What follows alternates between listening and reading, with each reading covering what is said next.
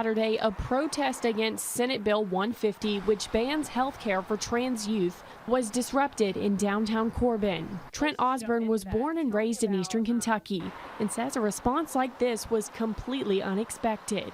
I expected some interactions with people.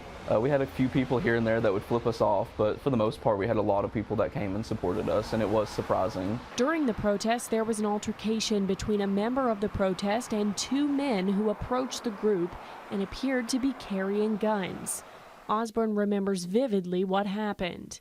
Later in the protest, at around 3 o'clock, two gentlemen pulled over and parked just down here in front of this van and approached us as we were all sitting inside of the park. Osborne says the men were yelling homophobic slurs and even threatening to kill members of the group.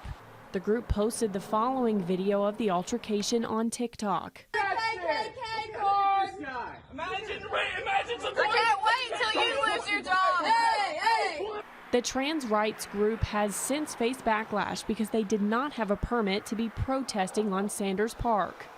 We did not get a permit the first time. This is a public park, but you still need a permit to, and the police did inform us of that when they came, and they told us, informed us of the ways that we can get a permit. But they say they are working toward getting a permit and doing more protests in the future. In Corbin, Lucy Bryson, WKYT.